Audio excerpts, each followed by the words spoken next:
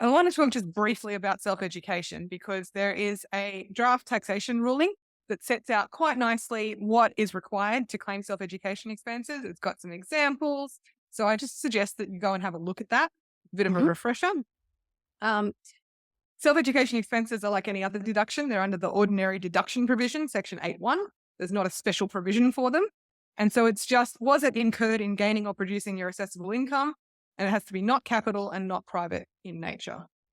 So for that, there's a few key principles. It has to be relating to maintaining or improving your skills or knowledge in your current employment, or it's likely to increase your income in your current employment.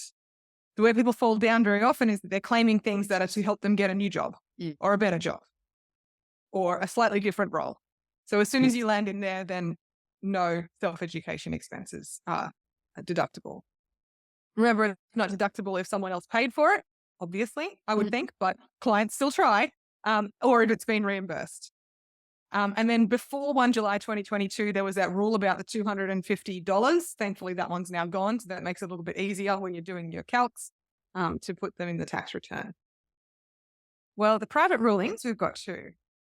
Our first one, we've got an employee who's in role A, but they've got a secondment with their same employer to go work somewhere else doing something slightly different.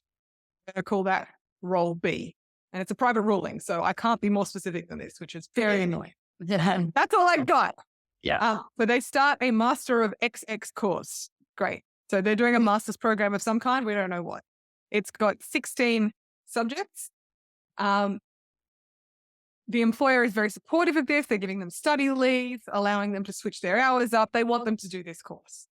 And they even sent a letter saying they confirm that this will help them improve their specific skills. They use the language, improve your specific skills and knowledge. Like they're trying to help their employee get a deduction for this claim.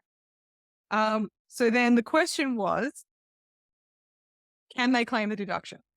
Yes, no, some subjects only. Well, get involved, people. Slido QR code. My answer is hell yeah, isn't it?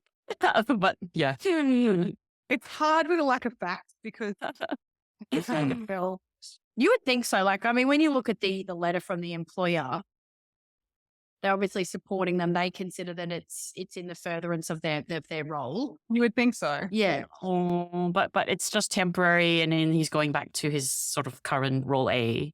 And this definitely relates to role B, they said. Yeah, so it must be some subjects only, I think, is the answer, because that's a unique one. All right. Thank you for the 10 of you that have voted. Let's see what the answer is. Most people say yes, and some people like no. Yeah.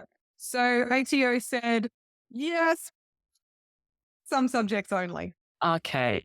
Go pick them through and see what's relevant and what's not. And see that I always find that sucks for us as lawyers because if you're a lawyer and you do a master's is a bit different. If you are working in a related field already and you do a law degree, there's a whole lot of courses you have to do. And it's the same as accounting. There's a whole lot of courses you have to do that are part of the core subjects that you must do to get that. But then I've got the ATO going through and saying, oh, yes, but you're a tax lawyer. So criminal law, that's not relevant, which, sadly, it kind of is. Sometimes it is. But considering the content of the course doesn't actually spend any time talking about tax evasion, that's not relevant. So you can't claim that subject, even though I have to do that subject to get it. Seems unfair. But this is the ATO picking out very specifically, subject by subject, what is deductible. Right. And then our next example, similar, we've got an employee. This time they're going overseas to study an MBA in country A. It's closely linked with all their current work. And I think in this ruling, they went through and they actually provided information as to how each particular subject helped with a particular role that was a part of their job. So yes, they went through in a lot of detail on that. And then they want to claim all these costs: tuition, accommodation, your flights, your meals while you're in country A, all of them, your iPad case, your pen, earplugs for while you're studying, all of the costs. So there you go. We've got a complicated quiz, this one. And then you can choose more than one answer. Oh, this one's tough. I don't know if I've got any brain juice left. Rose and pain. Which are Not not. deductible. Yeah. Yeah. What's not deductible, do you think? All right, people, scan the QR code. Last quiz for today. It's for today. Squeeze out all the final brain. Get that brain this one. Yeah. Not. Which one's not deductible? Not deductible. So it's a study manager doing an MBA. Yeah, it's a manager doing a management course. Yeah. Mm. I feel people are voting a lot slower than the previous quiz. Or they're getting suspicious. They're like, Yeah, not sure about this. It's gonna be a trick. Yeah, it's multiple choices. Oh gosh, this is really tough. I don't know I don't know It's the answer hard. myself. Yeah. It's tricky. Mm. Because you can make arguments either way for things, I feel, with a lot of this. Yeah. Depends what else you were doing while you're in country. Yeah. A bit of backpacking, or were Yeah, you just like we studying just there 24/7? Yeah, the study. Mm. But this is a good one about the ancillary costs. The other related stuff, to self correct, yeah. expenses. Yeah. All right. Thank you for the 11 people that squeezed out your last brain juice. Fantastic. All right. Well, you are correct. The ATO knocked out vaccinations and health insurance. Those are private expenses. Same as when you go to get a passport for a work trip, it's still a private expense. So well done, Nuggets.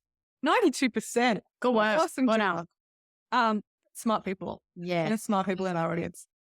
And then the other thing that got knocked out, weirdly, was the SIM card. And there was zero explanation for that. Explanation in the private ruling, they said vaccinations, health insurance, and SIM card. So I guess you either get to talk to your family, you're not actually, Yeah, that's maybe right. you're not using, you've got Wi-Fi where you are, so you're not using It's your not SIM card actually for that. for business, like income producing study related. purpose. Yeah. Yeah. But everything else was claimable. Yeah. Even meals? Yeah. Huh? Oh, that's good. Yeah, it is. Yeah. So, but just another example of the ATO going expense by expense, granular level detail.